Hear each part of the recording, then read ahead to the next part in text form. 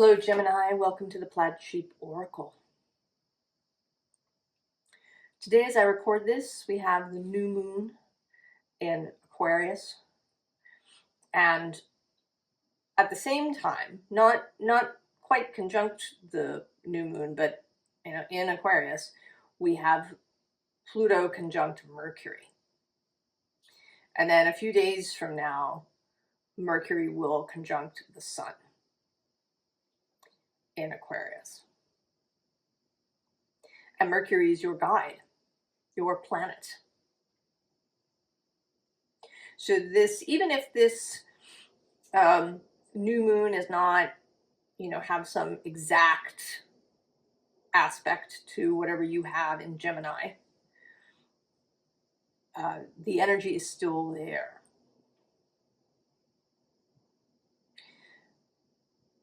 And it's certainly an energy of seeing things differently, of communicating differently, of a transformation of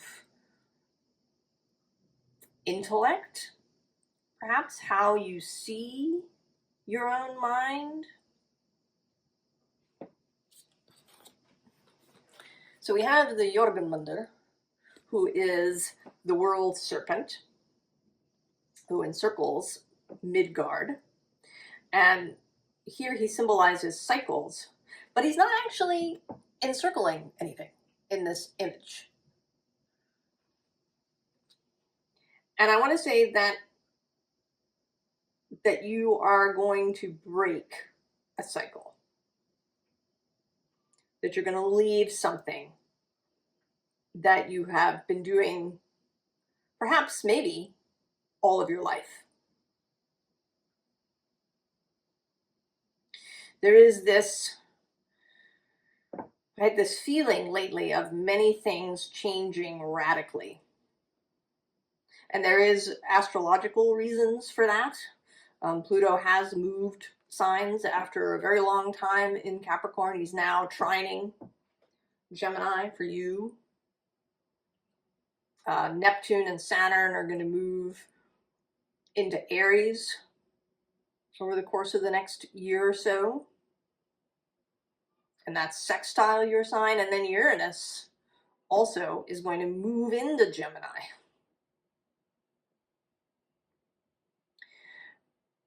So it seems like some of this, like a lot of the readings have been about preparation for these big shifts. And so you are being asked to prepare, to take steps, to be in rhythm with the changes. I agree with Rick Levine, astrologer Rick Levine, who talks about working with transits. That you don't want to hide from a transit that sounds challenging or difficult, that you want to do what you can to embrace it. One sees this in herbalism too. If you have a fever and your body is heating up, it's raising the temperature in order to eliminate whatever doesn't belong, and you support that. You drink, ginger tea or, something with cayenne pepper in it. You may cover yourself with a lot of blankets. You help the body. And then when the fever breaks, you help the body to do that. There are diaphoretic herbs that encourage sweating. Maybe you take a cool shower. And so you're going to assist something rather than trying to resist it. And that is, right, that's what this feels like. It feels like breaking the cycle even before Uranus gets there. That you're already in motion. Too, if you were trying to leap on something, maybe if somebody, if there was a speeding skateboard that was going to pass you and you needed to leap on it, you'd want to be running.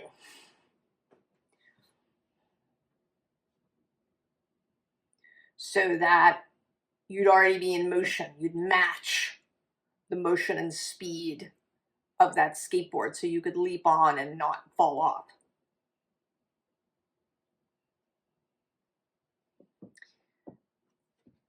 Then we have this Sphinx, which says gratification, but I see it more as, you know, this idea of intellect. She has this really elaborate headgear here.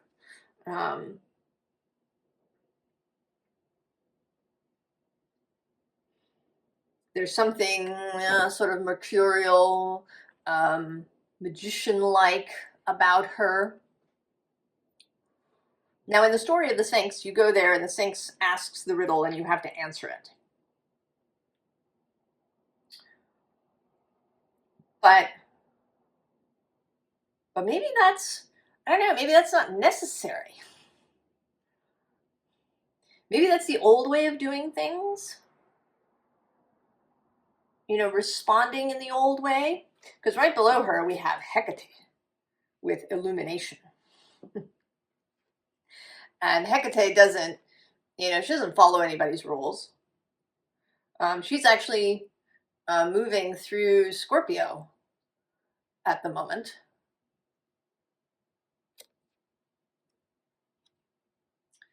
I think Scorpio. And then below that we have the Ketchi with this bright cats also. Don't follow anybody's rules.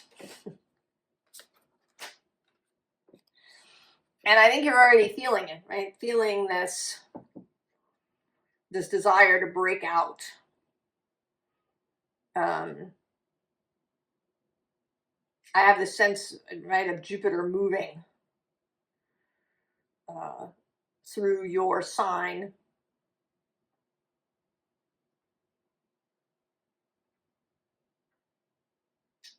And then the bottom of the deck is this shadow depth card. But it feels more like a surrender, like a relief. Like letting go, something that you've been gripping for a long time.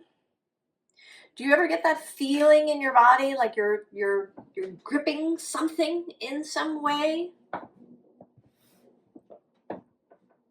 And maybe you've had moments when the gripping releases, but then you know, sort of grip again.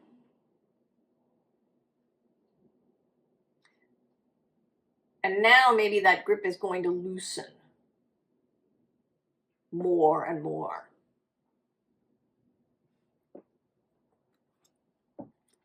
So we have the Six of Cups, and this is today really coming through as the past.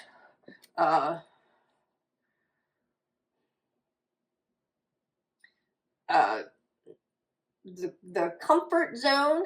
I mean, it's kind of weird that we call it the comfort zone because often it's actually not very comfortable.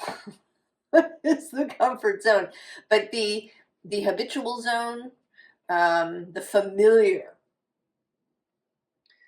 There's somebody who talks about when you change, you mourn the familiar misery. Right? What is familiar? And below that, we have this kind of really uncomfortable star. This star that's being challenged. And I think that the star is going to be challenged now that Pluto is in Aquarius. I think all of our stars are going to be challenged. What is it that we're really wanting? You know, have we been following some star that's now no longer appropriate? Are we going to radically shift stars? Below that, we have the Queen of Swords. You know, she has her eyes closed, this sense of inner discernment. And then the Two of Cups, what is it that we love? What is it that is ours? What is it that we are matched with? And then actually I'm going to go one more to the Hermit. And he belongs generally to Virgo, but Virgo is the other Mercury space.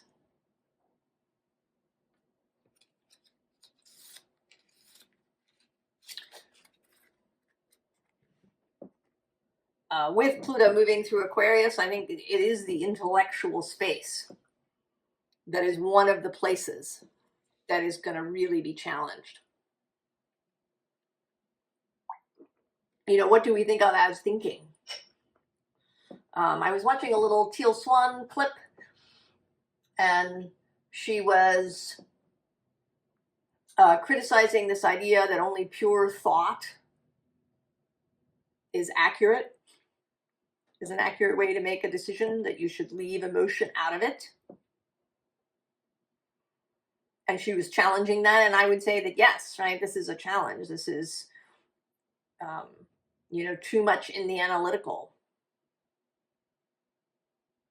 The bottom of the deck has the Nine of Pentacles, the, you know, personal sovereignty and satisfaction. And it's interesting that she's got this bird. It looks to me like a peregrine falcon, which is also interesting because she is, right, she's earthbound, but she has wings, and then she's got this, right, I think the peregrine falcon may be the bird that reaches the highest speed, something like 200 miles an hour in a dive, which is, it's kind of hard to even kind of grasp that.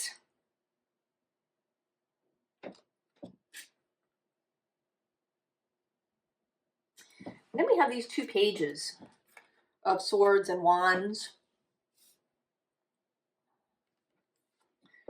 The new thought, you know, picking up a new sword, a new wand, and it'll take time to become comfortable with these new tools, to learn how to use them, to be comfortable, to be familiar with them, and familiar with maybe a new way of thinking, a new way of using the intellect. That has a lot to do with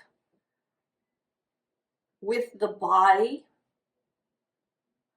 There's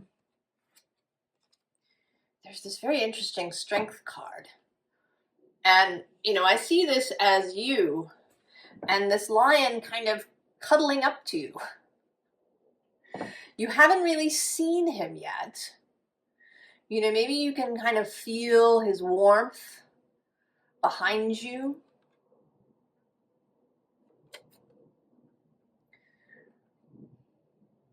This animal strength, this instinct, this also emotional energy, creative energy.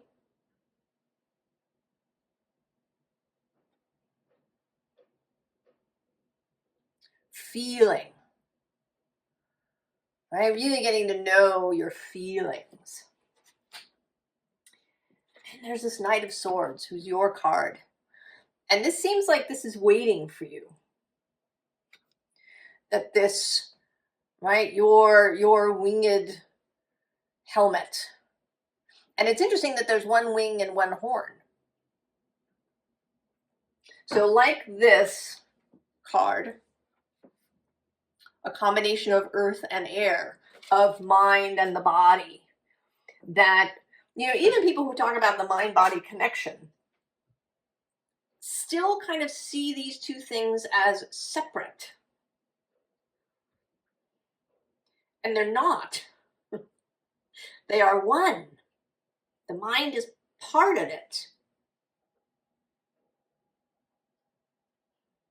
And I think, you know, in our modern society, we tend to break things up into pieces, because that's how we find it easier to study things. You know, we separate the mind, and then we can look at it, you know, through psychology and also through neuroscience when we look at the brain.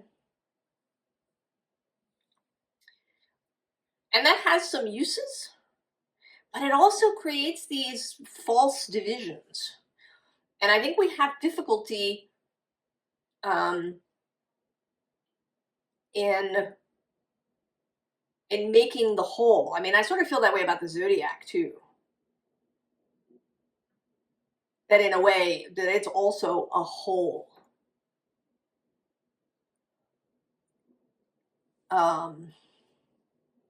You know, even though it is divided into these sections. And there's something now, at least if you're part of this collective that's been hanging out here on the channel, there's something about integration, about wholeness, about, you know, the wiping away of some of the borders of things.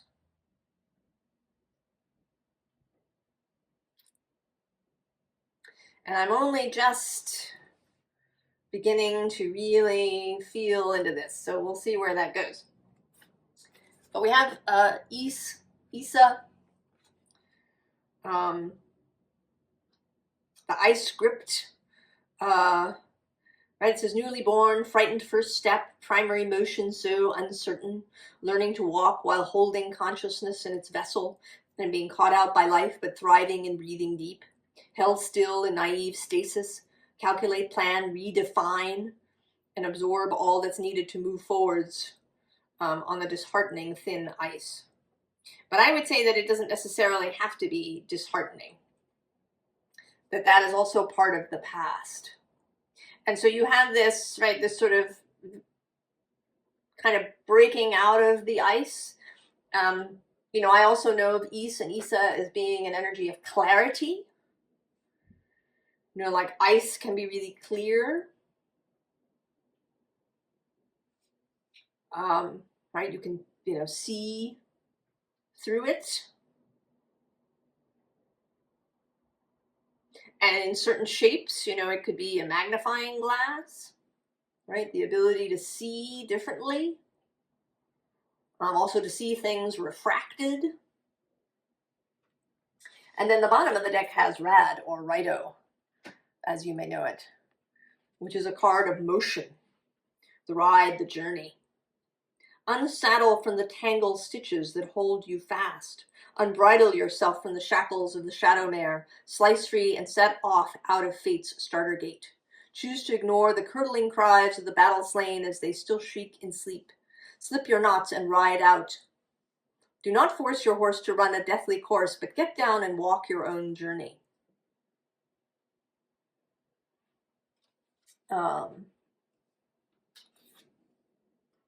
So then we have this or Ingwa's Ignition Water Meadow card, but more than its meaning, the card that comes after that is Edel, or Othala, as you may know it, which is the original birthright.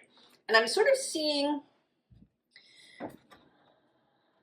right, these images as this thing has been removed from the top.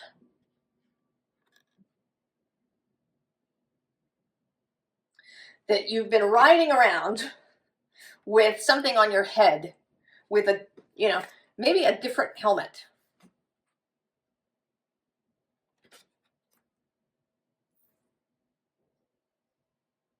And you're now going to take it off and come back to an original frequency. This is coming through a lot too, this,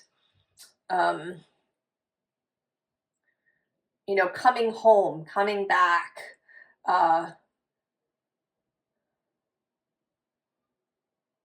you know, and you're not the same as you were, but you're taking back your most original frequency, the frequency of, you know, that, just that moment of conception.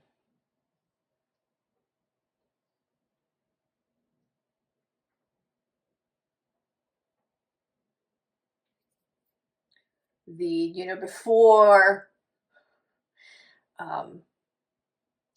the influence of your mother and your mother's body, before the influence of society, just that little moment.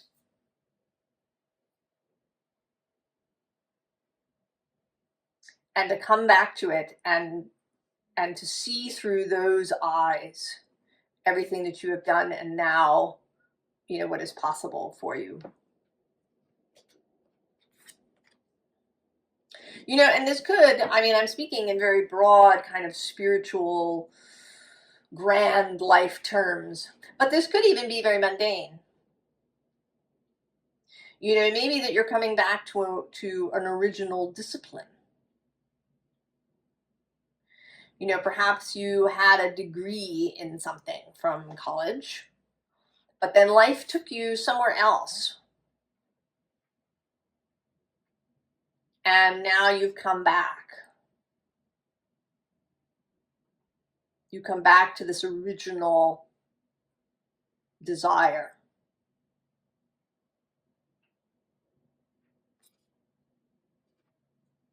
And maybe your whole profession changes. Or you were born in a particular town or place, and your life took you to many other places. And now you're coming back to live where you began.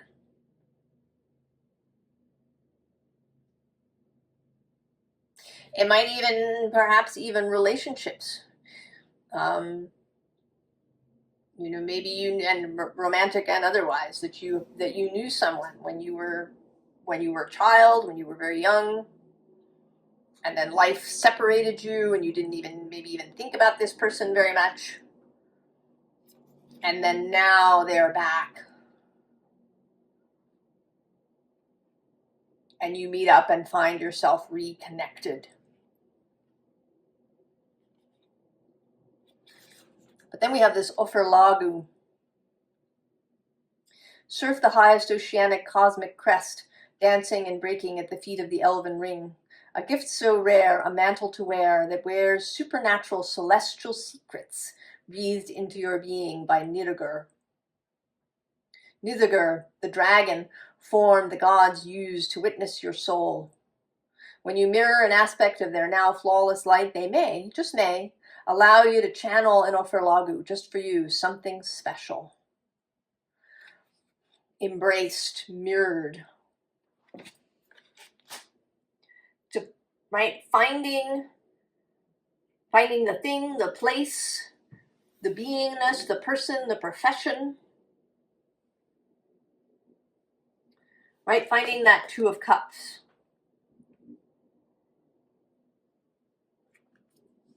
Right? And so we have Tree of Souls, Collective Wisdom, Kinship Group, Library.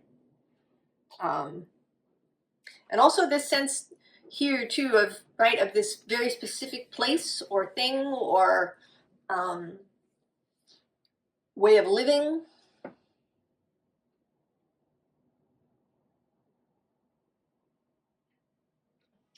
Below that is the pathway. And at the bottom, the healing temple of the lunar light. Life cycles, energy, healing, communication.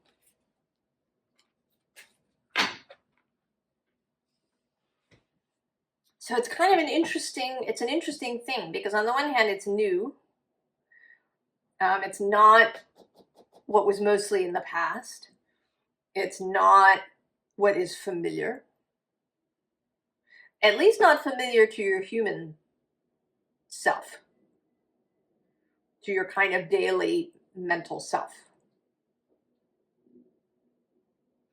But like, if you've ever had the experience, and I hope you have, of meeting somebody and you just feel like you've known them forever. You're kind of instant friends.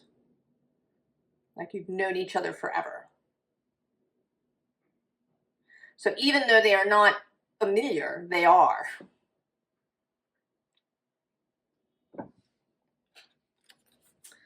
The full moon temple.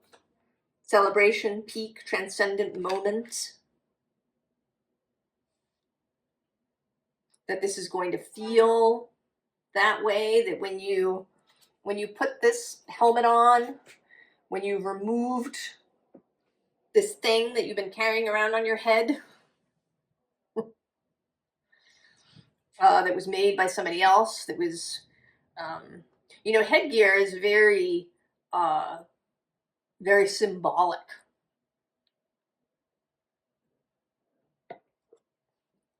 I think we've lost touch with that a little bit because we don't generally wear hats anymore. You know, even if there's some official people, right? Military people and police. Although even police don't, you know, as a general rule, wear them anymore. Necessarily. Right? This loss of this symbol that you wear on your head.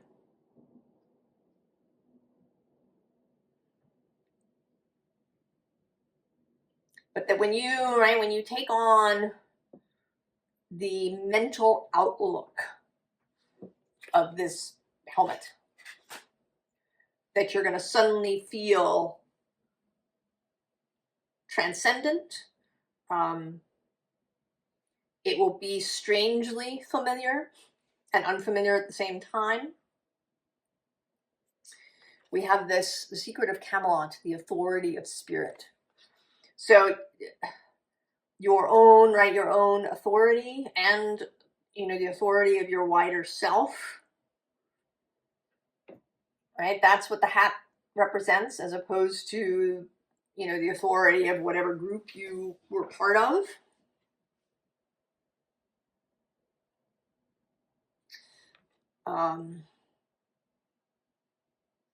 You know, I've said before that I believe that we entered the age of Aquarius a long time ago, in the middle of the 1600s, that we've been in the age of Aquarius, that the whole Enlightenment and the scientific sort of an industrial revolution, that all of that is Aquarius.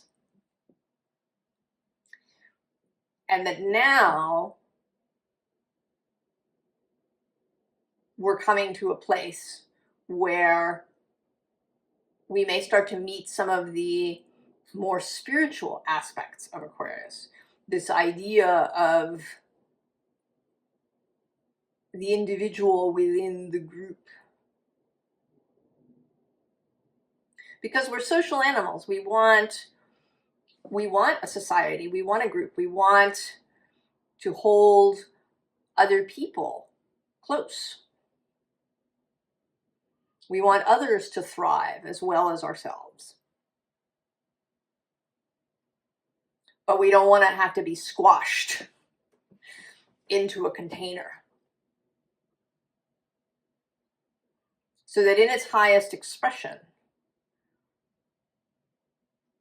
Aquarius is about the ability to be an individual and at the same time hold the whole community.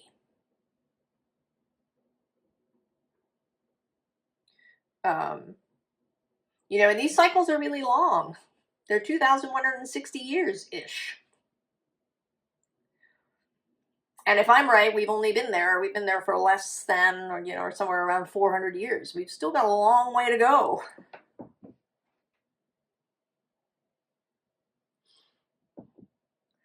In this evolution. It might take us a long time to get there. I don't know. To really fully express this. But maybe not, right? We're having all of these changes happening now. We might be able to speed it up in some way.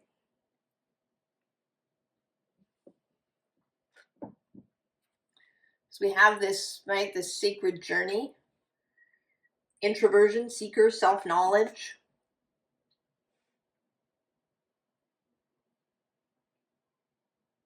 That as we get to know ourselves, that we come to see, you know, how we are like others, how we are different, how this can work together.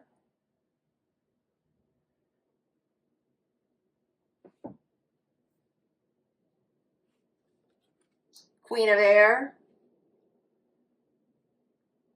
Clarity, knowing, wisdom.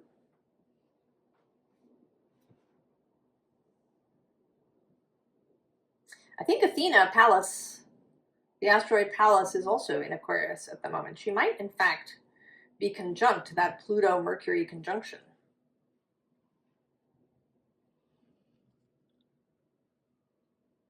This newness of vision, She's often linked with problem solving, how you solve problems, particularly through the mind. And below her we have the Ace of Cups. The connection of mind and heart, that they can be much more united and together than we have thought up until this point. All right, the bottom is the Chariot. You know, the ideal of the Chariot is getting the two horses to run together. And then we have Love. This is your card, Gemini. You know, it's kind of interesting to me. I mean, it's interesting to me how the tarot has sort of been assigned to the zodiac.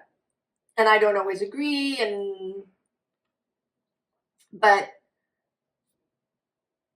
you know, that Gemini is this sort of mental card, but the Lovers is about choosing from a space of love, from what you love, from how you feel about something. And this card in particular, it has the symbol for fire and the symbol for Leo.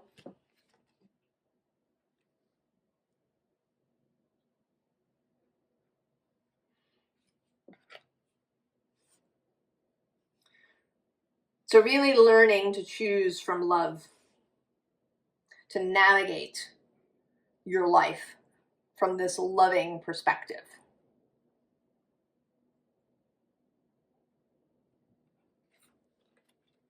Two of Air. I really enjoyed this Two of Air, right? She's dancing. It's a dance. You know, it's not a rigid choice.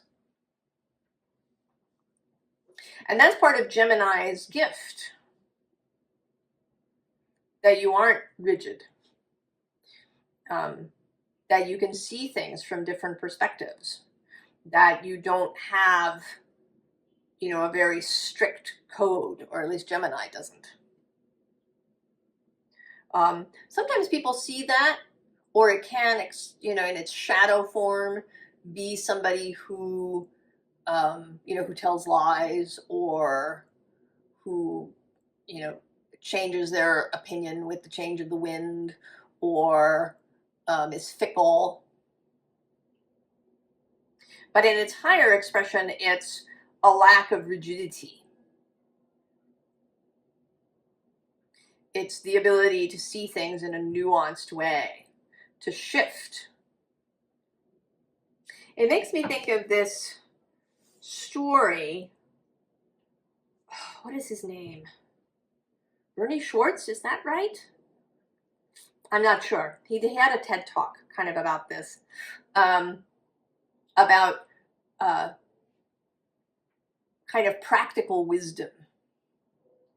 And he told the story of a veteran who kind of lost his way, and he committed a crime. And the judge didn't want to send him away to prison. He could see that this man was just, right, that he needed help, that he was not somebody who was going to, you know, go down some criminal path, that he was, right, he had a hard time adjusting back. But there was a sentencing mandate in the state. And so the prosecutor pushed for this, and the guy ended up going to jail, and the judge quit. Right? He couldn't work within this rigid system. But then there are other places where there are, you know, special courts for veterans. So people who might, you know, be having real troubles and they need help. And so they don't, you know, they're not rigidly in the system.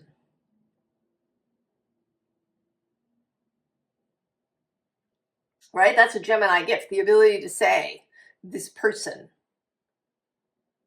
this individual, we're going to treat them as an individual and not merely as a number. All right, that's this King of Air. This clarity. He was actually coming through as Odin, interestingly, although he has both of his eyes still. but he has a kind of Odin vibe going there.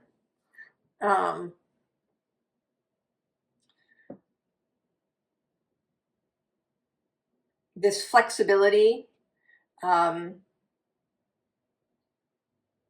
Odin was willing to hang upside down in Yggdrasil for 9 days to give up his eye in order to gain something.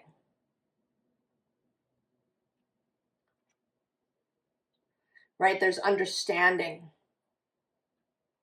There's flexibility of action and thought.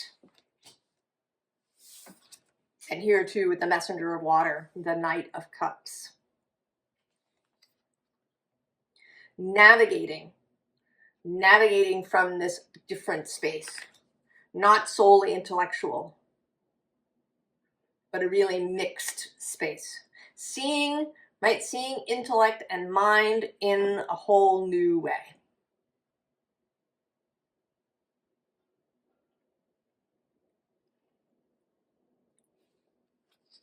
Advice, formally. Death. So allow the transformation, the change. Allow Pluto to do his thing.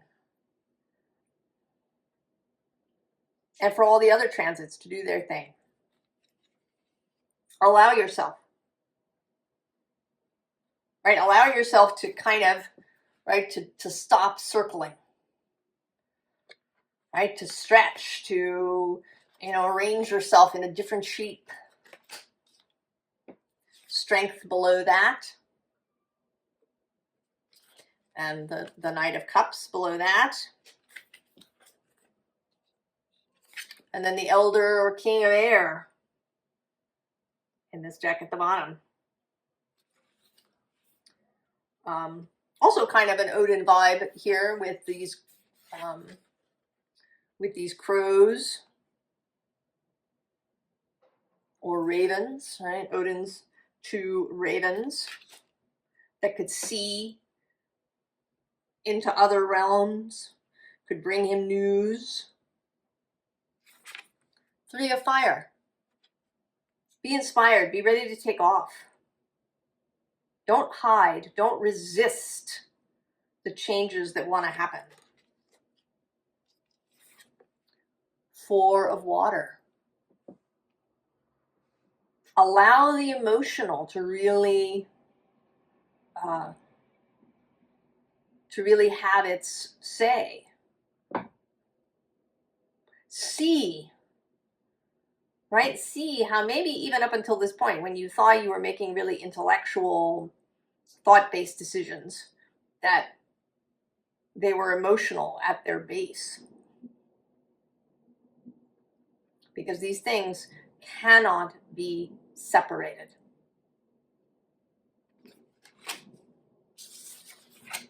And then the 2 of Air repeating here with the 2 crows, or we can say 2 ravens.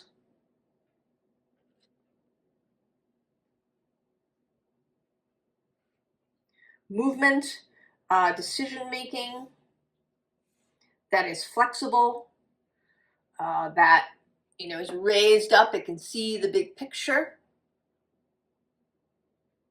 It can switch directions. Information coming from spirit, having its place.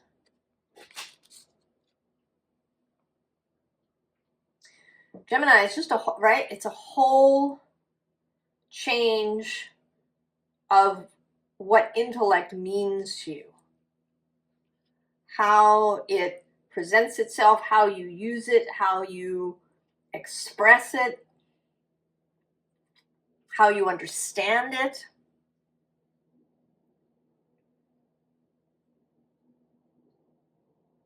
And there is this coming home to something.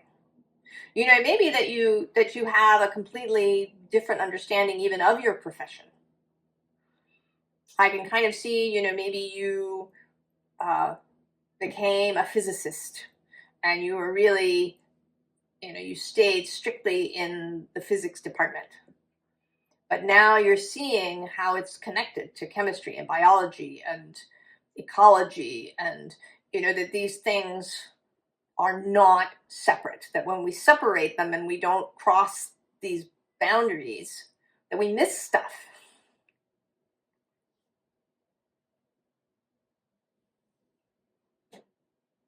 Maybe this is going to be a cross-disciplinary thing for you.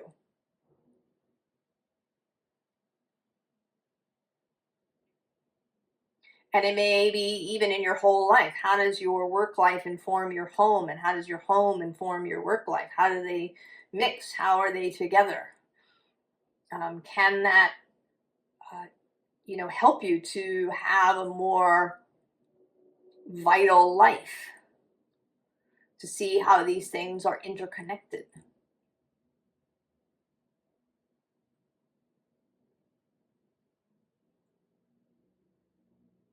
Right? It's a whole new way of seeing Gemini.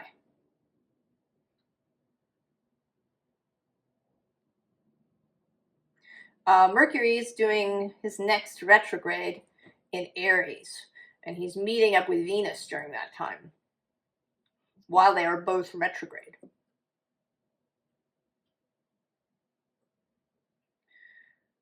In that Aries space. And I think it's like March, April. So there may, right, this newness, a new idea of Aries, a new inspiration, a new fire.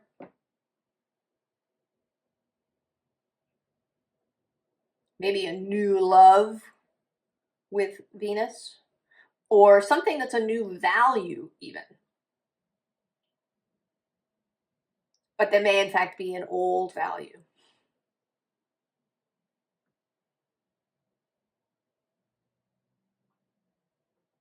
The old made new, because you have changed, you have had all these experiences. I don't know, it's difficult to talk about because we like to have these boxed kind of concepts, and this is much more fluid than that. Do come and tell us in the comments if this makes sense, how it's showing up in your life. I wish you the very, very best, Gemini, and I will see you next time. So long.